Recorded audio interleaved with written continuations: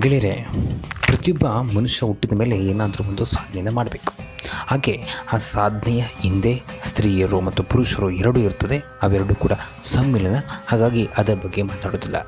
ಹಾಗೆ ನಾನು ಇವತ್ತು ಮಾತಾಡೋದಂದರೆ ಪ್ರತಿಯೊಬ್ಬ ಜೀವಿಯು, ಪ್ರತಿಯೊಬ್ಬ ಮನುಷ್ಯ ಕೂಡ ಅವನು ಸಾಂಸಾರಿಕ ಜೀವನಕ್ಕೆ ಕಾಲಿಡ್ತಾನೆ. ಆದರೆ ಅದರ ಬಗ್ಗೆ ತಿಳ್ಕೋಬೇಕಾದ ಅನೇಕ ಮಾಹಿತಿಗಳು ನಮಗೆ ಸಿಕ್ಕಿಲ್ಲ. ಹಾಗೆ ಆ ಮಾಹಿತಿಗಳನ್ನು ನಾವು ಕೆಕ್ಕೂ ಕೂಡ ಹೋಗಿಲ್ಲ. ಹಾಗಾಗಿ ಅಂತಹ ಮಾಹಿತಿಗಳಲ್ಲಿ ನಿಮಗೆ ಸಿಗಬೇಕಂತ ಹೊಸ ಮಾಹಿತಿಯನ್ನು ನಾನು ಕೊಡ್ತಾ ಇದ್ದೀನಿ. ನಿಮಗೆಲ್ಲ ಗೊತ್ತಿರುವುದು ಕಾಮಶಾಸ್ತ್ರ ಇದು ಕೆಟ್ಟದ್ದು ಅನ್ನೋದಲ್ಲ. ಖಂಡಿತವಾಗಿಯೂ ಇದು ಕೆಟ್ಟದ್ದಲ್ಲ. ಇದು ಮನುಷ್ಯನ ಉದ್ಧಾರಕ್ಕೆ ಅದನ್ನು ತಿಳಿದುಕೊಂಡಂತಹ ಅಧ್ಯಯನ ಮಾಡಿದವರಿಗಷ್ಟೇ ಇದರ ಅರ್ಥವಾಗ್ಬೋದು.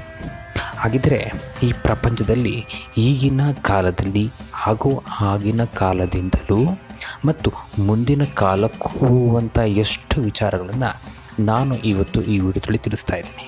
ಹಾಗಿದ್ದರೆ ಬನ್ನಿ ನೋಡೋಣ. ವಾತ್ಸಾಯನ ಇವರೊಬ್ಬ ಗುರು ಮಹರ್ಷಿ. ಈ ಮಹರ್ಷಿ ಬರೆದಂಥದ್ದು ವಾತ್ಸಾಯನನ ಕಾಮಸೂತ್ರ. ಅಂದರೆ ಕಾಮ ಅಂದರೆ ಭಯಕ್ಕೆ, ಅದಕ್ಕೆ ಸೂತ್ರ ಅಂದರೆ ಅದಕ್ಕೊಂದು ದಾರ.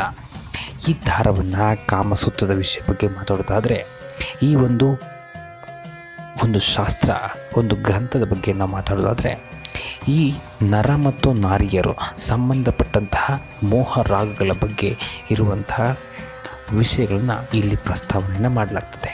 ಆದರೆ ಪ್ರತಿಯೊಬ್ಬ ಗಂಡು ಮತ್ತು ಹೆಣ್ಣು ಎರಡೂ ಕೂಡ ಸಮಾನ ಗಮನದಲ್ಲಿ ಆಗ್ತಕ್ಕಂಥ ಅನೇಕ ವಿಷಯಗಳನ್ನು ಇವರು ಚರ್ಚಿಸಿದ್ದಾರೆ. ಅಷ್ಟೇ ಅಲ್ಲದೆ ಈ ಕಾಮಸೂತ್ರದಲ್ಲಿ ಕೂಡ ಅನೇಕ ಭಂಗಿಗಳನ್ನು ಕೂಡ ಹೇಳಲಾಗಿದೆ. ಅದು ತಪ್ಪೇನಲ್ಲ. ಆದರೆ ಪ್ರತಿಯೊಬ್ಬ ವೈವಾಹಿಕ ಜೀವನಕ್ಕೆ ಕಾಲಿಡುವಂತಹ ಪ್ರತಿಯೊಬ್ಬ ವ್ಯಕ್ತಿಗೂ ಇದು ಅನ್ವಯಿಸುತ್ತೆ. ಹಾಗಿದ್ದರೆ ಈ ಕಾಮಸೂತ್ರದ ಬರೆದಂತಹ ಋಷಿ ಬಗ್ಗೆ ನೋಡೋದಾದರೆ ಇವರೊಬ್ಬರು ವಾತ್ಸಾಯನ ಮಹರ್ಷಿಗಳು. ಇವರು ಓರ್ವ ಬ್ರಾಹ್ಮಣ ದಂಪತಿಗಳಿಗೆ ಹುಟ್ಟಿದಂಥ ಮಗು. ಆದರೆ ಕ್ರಿಸ್ತ ಶಕ 3 ಮತ್ತು 4ನೇ ಶತಮಾನದಲ್ಲಿ ಇವರು ಜೀವಿಸ್ತಕ್ಕಂಥವ್ರು.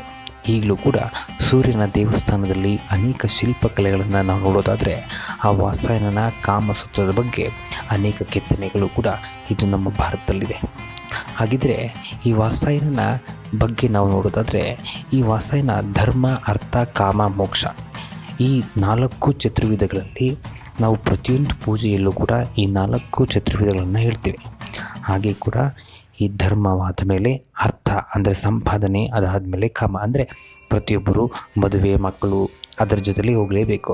ಅದರಲ್ಲಿ ನಾವು ಸುಖವಾಗಿರುವುದು ಹೇಗೆ, ಆ ಜೀವನವನ್ನು ನಾವು ಅಮೂಲ್ಯವಾದಂಥ ಜೀವನವನ್ನು ನಾವು ಸಂತೋಷವಾಗಿ ಹೋಗುವುದು ಹೇಗೆ, ನಾವು ಜೀವನವನ್ನು ಯಾವ ರೀತಿ ಸಾಗಿಸಬೇಕು, ಯಾವ್ಯಾವ ಅಂಶವನ್ನು ನಾವು ಮನಗೊಳ್ಳಬೇಕು, ಹಾಗೆ ಅದರ ಬಗ್ಗೆ ಉಲ್ಲೇಖನೆ ಇರುವುದೇ ಈ ಒಂದು ದಾಂಪತ್ಯ ಜೀವನದ ಅಧ್ಯಾಯ ಅಂತ ನಿಮಗೆ ತಿಳಿಸ್ತಾ ಇದೆ.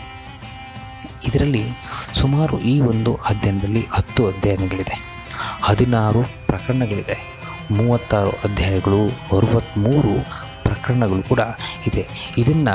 ಇದರಲ್ಲಿರ್ತಕ್ಕಂಥ ಶ್ಲೋಕಗಳು ಸುಮಾರು 1,400 ಶ್ಲೋಕಗಳನ್ನು ಇದರಲ್ಲಿ ಬರೆದಿದೆ.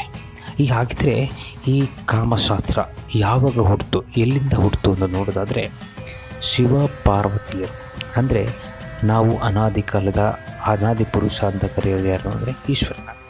ಶಿವ ಮತ್ತು ಪಾರ್ವತಿಯರ 1,000 ಕಾಲ ಅವರು ತಮ್ಮ ಪ್ರೇಮೋತ್ಸಾಹದಲ್ಲಿ ಮುಳುಗಿರ್ತಾರೆ. ಆದರೆ ಅದರ ಏನು ಜವಾಬ್ದಾರಿಯನ್ನು, ಆ ಬಾಗಿಲು ಕಾಯುವಂಥ ಜವಾಬ್ದಾರಿಯನ್ನು ನಂದೀಶ್ವರನೇ ಕೊಟ್ಟಿರ್ತಾರೆ.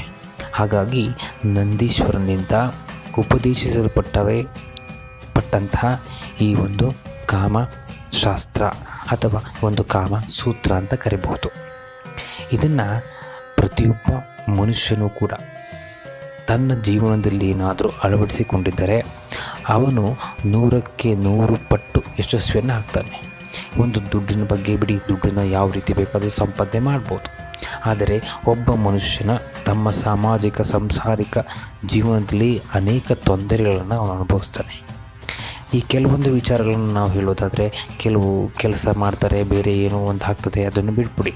ಆದರೆ ಮದುವೆಯಾದಾಗ ಅಂದರೆ ಅವನು ಸಂಸಾರ, ತಂದೆ ತಾಯಿ ಜೊತೆ ಯಾವ ಥರ ಇರಬೇಕು, ಗಂಡ ಹೆಂಡತಿ ಜೊತೆ ಯಾವ ಥರ ಇರಬೇಕು, ಅವನ ಮೂಲ ಉದ್ದೇಶವೇನು ಅನ್ನೋದೇ ಈ ಒಂದು ನಮ್ಮ ವಿಡಿಯೋದ ಒಂದು ಭಾಗ 1ರಲ್ಲಿ ನಾನು ನಿಮಗೆ ತಿಳಿಸ್ತಾ ಹೋಗ್ತೀನಿ.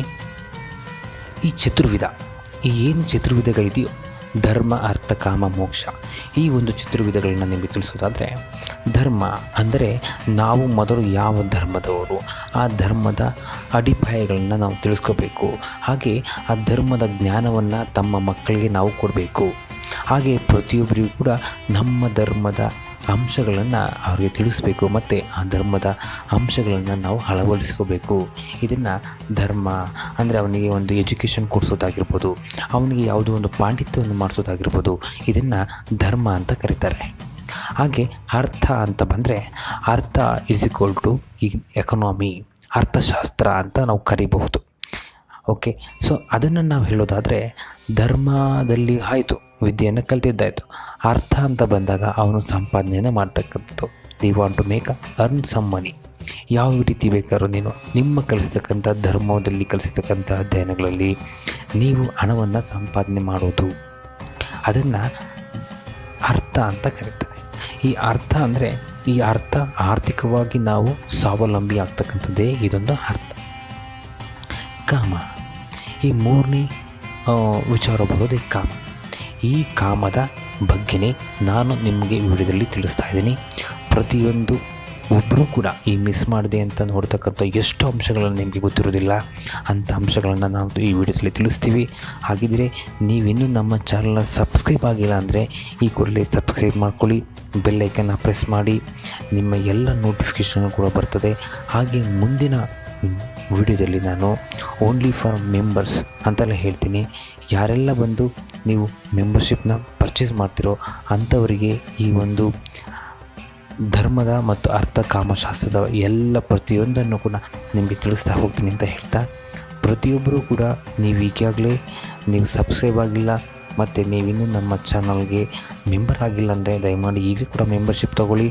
ಹಾಗೆ ಮುಂದಿನ ಹೊಸ ವಿಡಿಯೋಗಳನ್ನ, ಹೊಸ ವಿಚಾರಗಳನ್ನು ನಿಮಗೆ ನಾನು ತಿಳಿಸ್ಕೊಡ್ತೀನಿ ಅಂತ ಹೇಳ್ತಾ ಇಲ್ಲಿಗೆ ವಿಡಿಯೋನ ಮುಕ್ತಾಯ ಮಾಡ್ತಾಯಿದ್ದೀನಿ. ನಮಸ್ಕಾರ, ಮುಂದಿನೊಂದಿಗೆ ಭೇಟಿಯಾಗೋಣ.